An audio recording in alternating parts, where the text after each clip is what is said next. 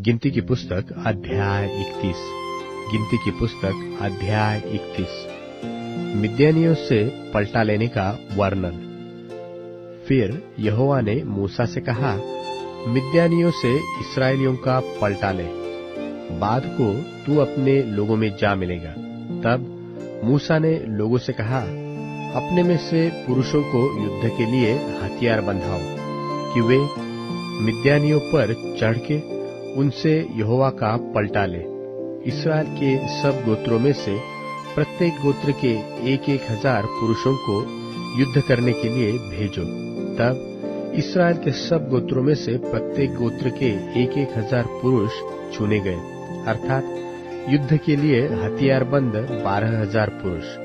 प्रत्येक गोत्र में से उन 1,000 पुरुषों को और एलियाजर याजक के पुत्र पिनहास को मूसा ने युद्ध करने के लिए भेजा, और उसके हाथ में पवित्र स्थान के पात्र और वे तुरहिया थी जो सास बांध बांध कर फूकी जाती थी।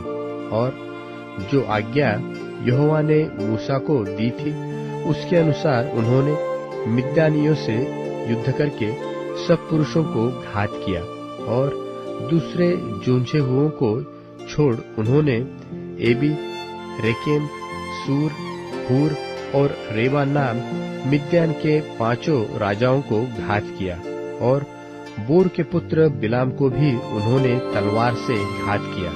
और इस्राएलियों ने मिद्यानी स्त्रियों को बाल बच्चों समेत बंधुआई में कर लिया, और उनके गाय बैल, भेड़ बकरी और उनकी सारी संपत्ति को लूट लिया, और उनके निवास के सब नगरों और सब छावनियों को फूंक दिया।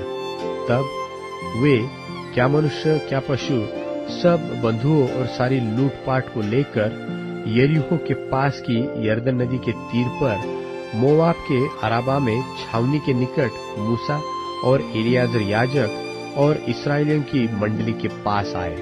तब मूसा और एलियाजर याजक और मंडली के सब प्रधान छावनी के बाहर उनका स्वागत करने को निकले, और मूसा सहस्त्रपति, शतपति आदि सेनापतियों से जो युद्ध करके लौटे आते थे क्रोधित होकर कहने लगा, क्या तुमने सब स्त्रियों को जीवित छोड़ दिया? देखो, बिलाम की सम्मति से पोर के विषय में इस्राएलियों से यहोवा का विश्वासघात इन्हीं ने कराया, और यहोवा की मंडली में मरी फैली। सो अब बाल बच्चों में से हर एक लड़के को और जितनी स्त्रियों ने पुरुष का मुंह देखा हो उन सबों को घात करो, परंतु जितनी लड़कियों ने पुरुष का मुंह न देखा हो उन सबों को तुम अपने लिए जीवित रखो, और तुम लोग 7 दिन तक छावनी के बाहर रहो।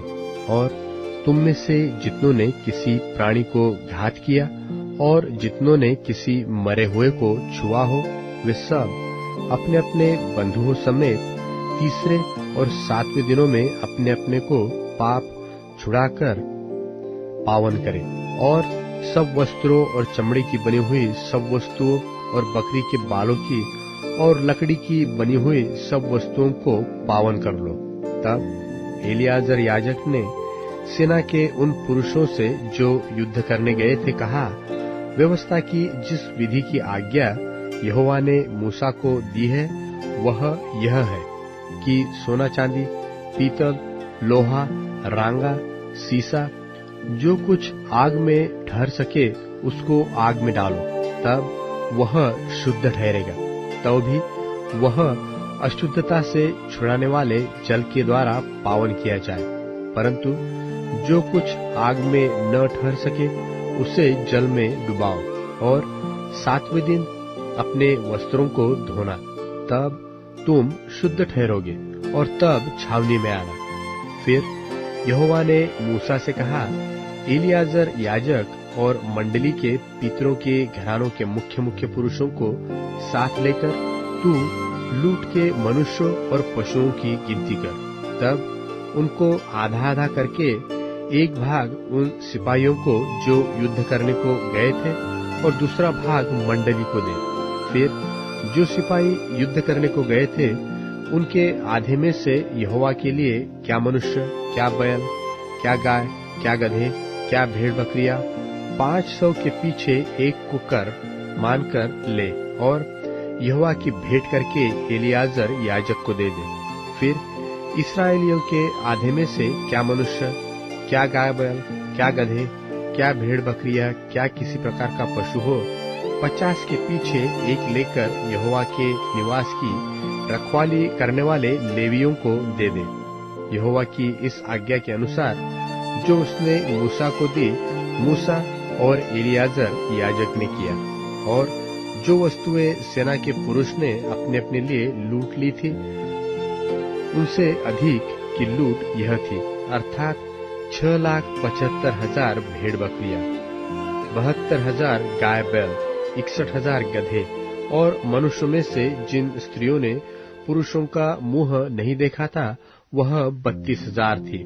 और इनका आधा अर्थात उनका भाग जो युद्ध करने को गए थे, उनमें भेड़ बकरियां 3,37,500, जिनमें से 750 भेड़ बकरियां यहोवा का कर ठहरी, और गाय बैल 36,000, जिनमें से 72 यहोवा का कर ठहरे, और गधे 3,500, जिनमें से 61 यहोवा का कर ठहरे, और मनुष्य 16,000, जिनमें से 32 प्राणी यहोवा का कर ठहरे।